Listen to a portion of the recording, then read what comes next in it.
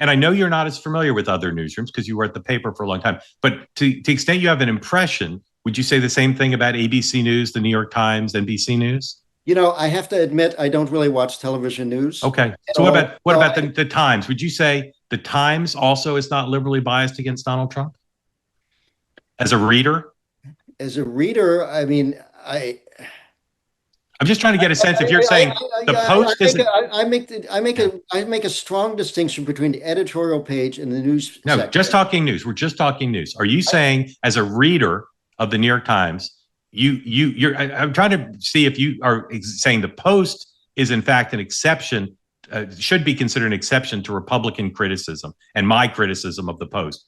You're saying, I'm asking you, as a reader of the New York Times, do you find them to be more anti-Trump than the Washington Post or equally balanced?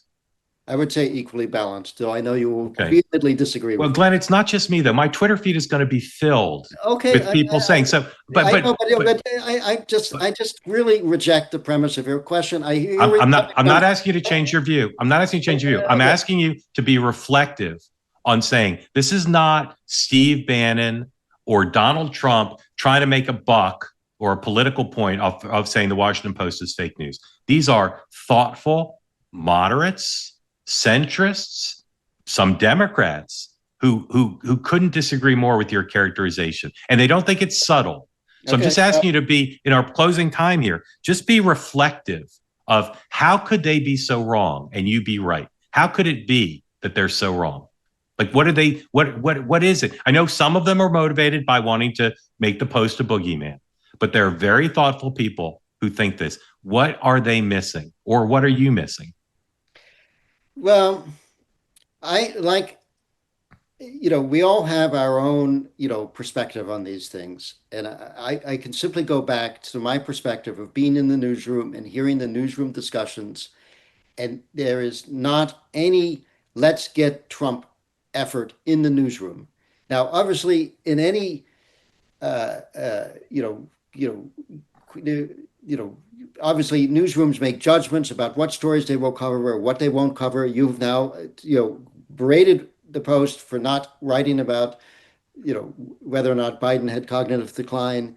As I explained, we tried to write that story in a way that was, something that could be printed, and it never got up to the standards where the editors felt it could be printed. Now, other news organizations could have made a different choice, but I'm trying to assure your readers there's not a conspiracy. If we messed up, it's incompetence. It's not okay. One more thing. I think one more thing. Let's say the Post said, Glenn, we read your Substack and we agree with you that we're too addicted to left-wing subscribers. We want to appeal, we don't want to switch. We don't want to become Fox News and find their audience. We want to appeal to everybody in the country. We want to fight for every eyeball, every customer. How would you advise the paper that they could, without committing suicide by losing their liberal readers, how could they get conservatives to love the paper? What could they do? Now, on the news side, not editorial, not Wordle, what could they do on the news side? And you're a very experienced journalist, conservatives. What could the paper do differently to get conservatives to read the paper and pay for it? Well, I frankly think we're already doing this, but maybe I'm wrong. You have to take conservatives seriously. You have to take conservative ideas seriously. The Post was the first major newspaper to take Donald Trump seriously and say he was a serious presidential candidate, unlike other newspapers, which initially treated him as a joke and even put him in the humor column or whatever, their news stories about him.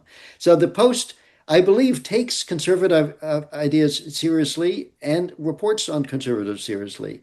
Well, but it's not working. So what would you do differently? Well, this is the problem, and thank God I'm not like the publisher of a newspaper, because I don't know what. I got you a $50,000 a month consultancy with the paper to solve this problem. What would you tell them to do? They say we want to minimize losses of our liberal base. And we want moderates, centrists, independents, and Republicans to pay for Washington Post political coverage. What would you advise them that they do? And I would say you are facing a really impossible problem because the news landscape has become so fragmented. that your readers, the readers that really, they could subscribe to the Washington Free Beacon, or they could subscribe to a whole bunch of different Substacks. They could watch your show. And do they really need the Washington Post for the news? I don't know. And the issue is, making that transition is literally like changing aircraft engines in mid-flight. And why do all the liberals who pay for the paper feel they need it, but conservatives don't? And how could you change it? Are you saying it's impossible to change it? I'm saying it is very difficult to change this because people's perceptions, I think the perceptions are wrong. I think the Washington Post coverage is pretty damn straight. But, there is that perception. It's difficult to change those perceptions. And I don't know where you begin. Okay. I'll just a working stiff reporter. I understand. I'll ask one more time. Okay. Because originally you said that you thought a fair amount of the liberal skew of the audience was because the government employees are liberal. But somehow other people around the world who could subscribe to the digital version of the paper have reached what you consider to be a mistaken impression that the paper skews against Donald Trump. So what gave them that impression? I think it's largely the editorial page, not the No. Yes, I know you don't believe me. That's what I'm saying. You have no basis to say that. I say with respect, and I can tell you, many conservatives I know. Okay, I hear you. Say it's the news section. So let's assume I'm right. To the extent that I'm not going to assume you're right. No. On this one point, to the extent that some conservatives have formed this view of the paper based in part on the news product, not the editorial op-ed product. To the extent they've reached that conclusion, what would have caused them to reach that conclusion? Well, as I wrote in my Substack, the current executive editor is trying to, stamp out any kind of opinionated or new edgy, slant in the news stories. Now, if I don't think it's necessarily there, but he basically got rid of columnists that were part of the news section and moved them over to the opinion section. If you want to have a greater split between the news and the opinion section, maybe that would work. I really don't know what the answer is, Mark. But again, I could have brought 1,000 examples with me. I probably should have brought 100. Probably should have brought 10. But you're saying, again, to put a button on it, there's nothing in the coverage of presidential campaigns, say, or the coverage of Donald Trump's administration. There's nothing in there from the Post news side that you think could give a conservative the impression that the Post is hostile to Trump. Nothing. You can find some examples, and like okay, all right. Sorry, I phrased it wrong. I phrased it wrong. I'm sorry. Let me stop. I phrased it wrong. Not nothing. Not nothing. But there's no. But no. I want the answer that you believe. There's no pattern. There's no pattern in practice, and so it's a mystery to you why they would feel that way about the news coverage.